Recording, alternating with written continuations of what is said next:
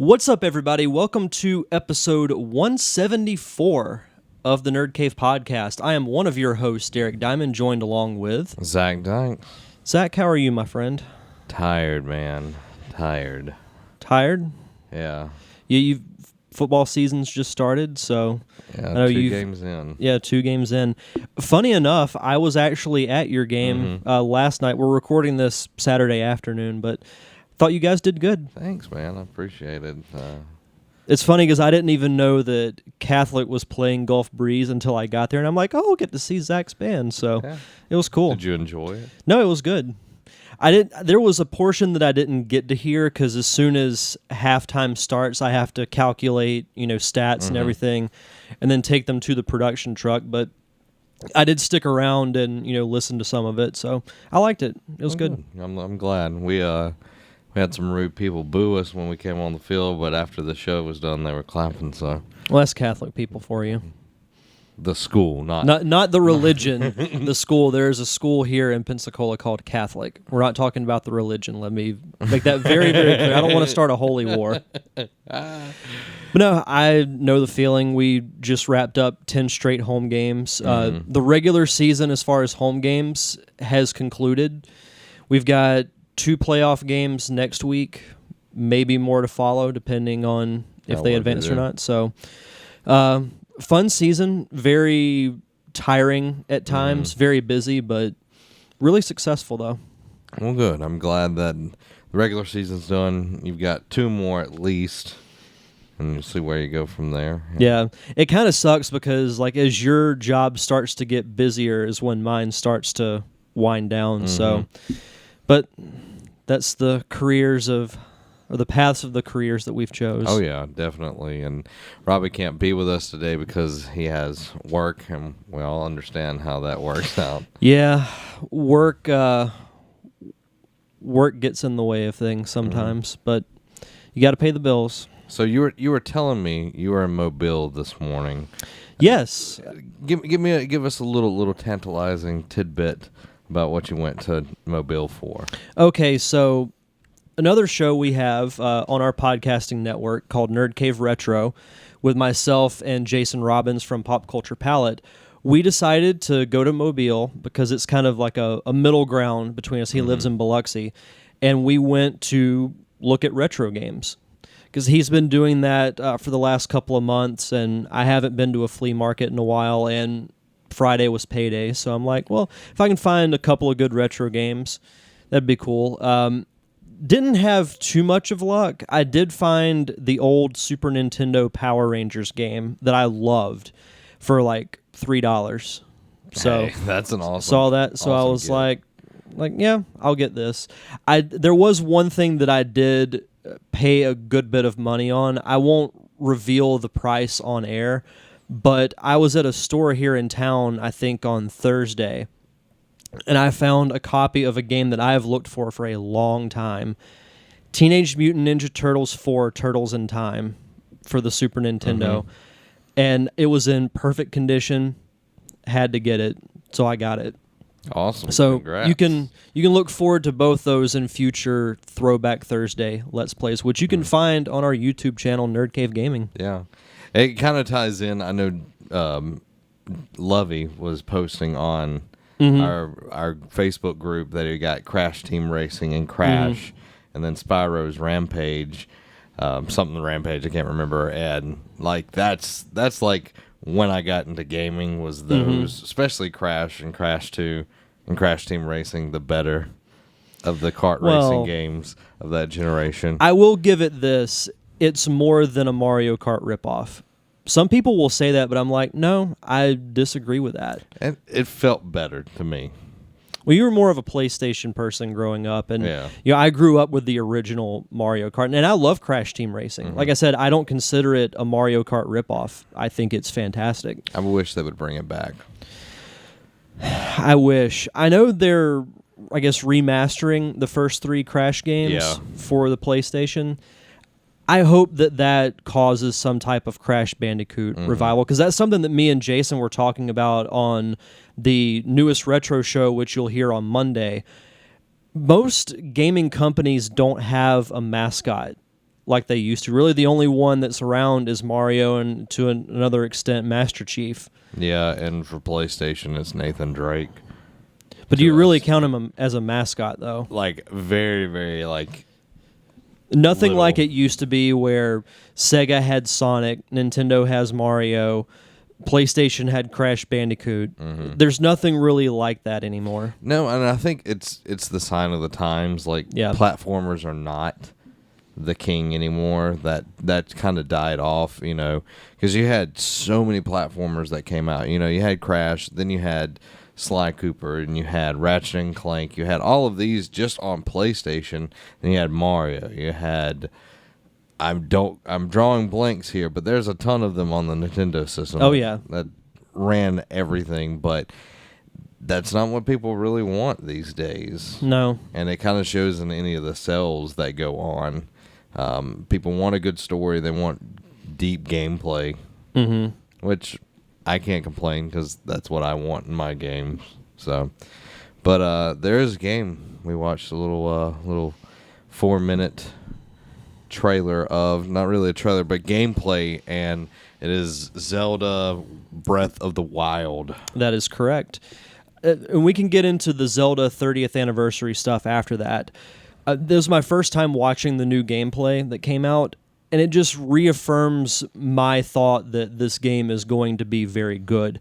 I will agree with you that what they showed at E3 didn't really impress me that much, because it kind of reminded me of, you know how when you're watching Netflix and your internet kind of slows down and it gets a little pixelated and the quality is really bad. That's what it looked like to me. It was like they played it on, you know, poor internet speed. Yeah, and that actually turned me off to the game. Like I was like, I'm done, because that was the one game that I wanted to get for the Wii U if I was getting a Wii U. Now I'm going to, you know, planning to get the NX and everything, but when they showed it, I was like, there's no reason for me to get this.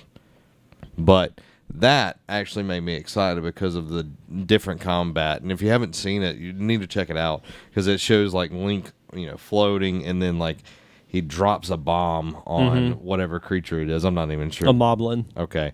A moblin. And then what was really interesting, and this was one of my criticisms, is if you look at Batman, like the Arkham series, like he glides everywhere, and you can dip and then come back up.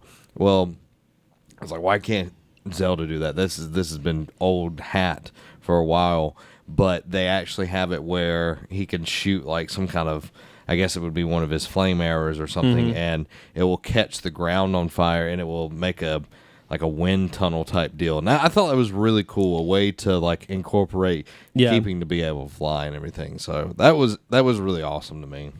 Yeah, the footage just in general looked really cool. It reminded me of a combination of Wind Waker with the graphics. Some of the weapons with the blue explosions and, you know, blue glow had kind of a Skyward Sword look to it. So it looks like they're taking elements from other games, because I've seen stills and video of some of the like friendlier characters that look like they're from other games, like the Koroks from Wind Waker, and those are the only games that they've been in. So it's like they're taking elements from everything. It's got the open worldness, which really the only other one that was close to having that was the original game. Yeah, because I think except for the last dungeon, you can do any of the other dungeons in whatever order you want. Okay. So it's like they're combining, it's like a melting pot of Zelda. And I think that's the correct route to go. And I think this game is going to make a lot of people happy. Yeah, and this is coming from somebody that's never played a Zelda game. Like, it's taking all these elements that look interesting, and it's making me want to play for the first time. And I know a lot of people, especially you, huge Zelda fans, but never been into it, never been something I've been interested in. But this one actually has my attention now. So. Well, with them just adding so many things to the franchise, and yeah, I know open world games have been done with Elder Scrolls and so many others, but Zelda's the perfect environment to do an open world type game.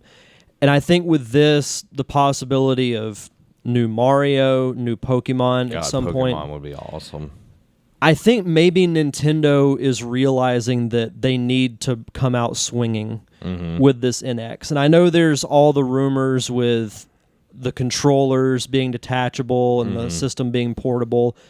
I'll say what I've said from the beginning. I'm going to reserve all judgment until they come out and say, this is what the NX is. Yeah. That being said, they need to do it fairly soon because we're in September now. But I will say, I think no later than the end of October, we will know what the NX is. Yeah. I really am interested to see what they do. If it's a portable, cross-console type thing, I think that'll be really interesting because if I can take Zelda like that anywhere I go, I'm sold. If it's portable and you can play it on the go and it's good quality and the battery life isn't garbage, this thing will sell. Like it can work. They just have to have the right lineup. They've got to come out with a very strong lineup of games. If they do that, that will be the starting point to them digging themselves out of this hole that they've gotten themselves into. Oh, yeah. 100% agree. And I just wanted to touch back on the gameplay real quick because I know puzzle solving is a huge part of Zelda. That is correct. The puzzle solving actually looked really cool. And him using whatever it is, magic or whatever, and like making the ice come out of the water, that was awesome. Yeah. And it looked like you got some type of magnet where you could just pull a treasure chest out of the water or off of a ledge. Like, that makes it so much easier. I'm sure that's something you get later in the game. But I'm excited. I am too. I'm sure you're excited about these Amiibos, though. Zelda 30th anniversary this year. That is crazy to think of. There are 4 new Amiibo that are coming out. This was announced in the very recent Nintendo Direct that happened. 4 new Amiibos. There's Link from Ocarina of Time. There's a 2-pack with Link and Zelda from Wind Waker. And the one we're looking at over there, the one I'm very excited for, the 8-bit Link from the original Legend of Zelda. And he will look very good next to my 8-bit Mario that I have. Yes, it will. They will have some type of interaction with Breath of the Wild. I won't use them for that because I'm going to get it for the NX. Yeah. But I'll say this, this has always been my thought about the Amiibo. Sure, it's a cool thing that it adds a little extra to games, but I just think they're really cool collectibles. Yeah, because that's the only like Nintendo licensed collectibles other than like the really, really like detailed figures that cost $150. Yeah. So I think they're cool. The Ocarina of Time one looks really nice, to my opinion. And it's my favorite look for Link, like art style, all of it. Yeah. And the 8-bit, you can never go wrong with the 8-bit. People love throwback stuff. But yeah, let's see what else is with Zelda for 30th anniversary. They'll be releasing 3 books teaming up with Dark Horse. Oh, cool. The first one is going to be an art book that I think will have over 3,000 pictures from the history of Zelda, from the very beginning up to now. Okay. The other 2, they haven't released details yet. You can pre-order it on Amazon. I think it comes out in February.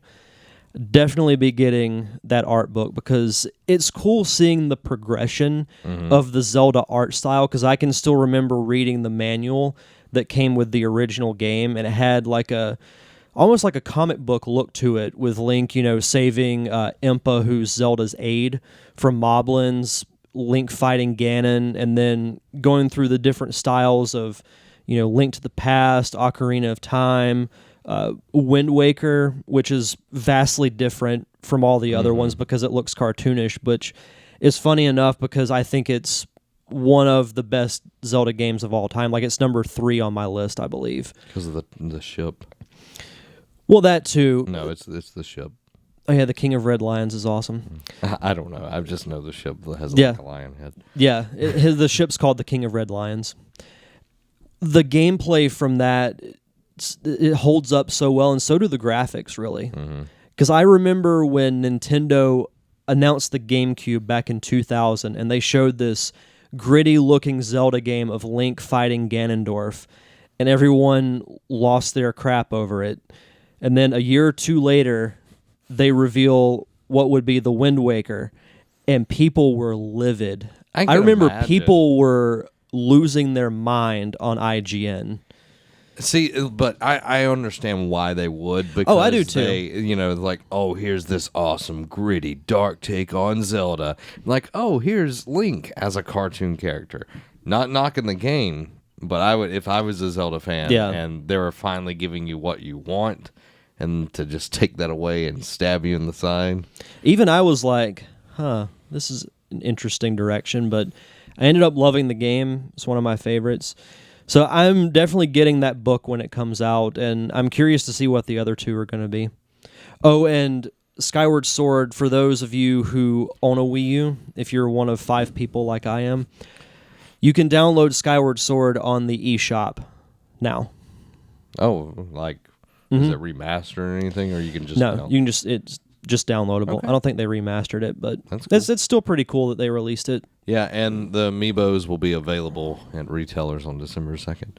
So. Robbie's already said he's getting them for me for Christmas, so there you go. we'll do a live unboxing on the Nerd Cave. Hey, that would be awesome. I'm See, ready. Robbie, now you have to do it. Yeah, because you've I been told the called out. listeners. You've been called out. That's it. I'm excited to see Nintendo come back. Like, I really am. I'm wanting them to be successful because that makes everything successful. We've talked about this millions of times, but I want them to be successful. Well, it'll just be better for the game industry in general. Yeah, it would be. And that's the thing that we need. Like, we're going into this age of VR, and I think Nintendo could do really well with VR. They're really well at thinking outside the box. Mm-hmm. You've got Xbox, which is a very American company that thinks very black and white, and then you have Sony, which is based in Japan, and they have more creativeness in them, but they're not as out there as Nintendo being creative. Like, Nintendo is far beyond anyone else's in there, and all the people that they have under their roof, in my opinion. Yeah. They just need to figure out how to harness it. Well, NX will be a big thing with that. Yeah, it will.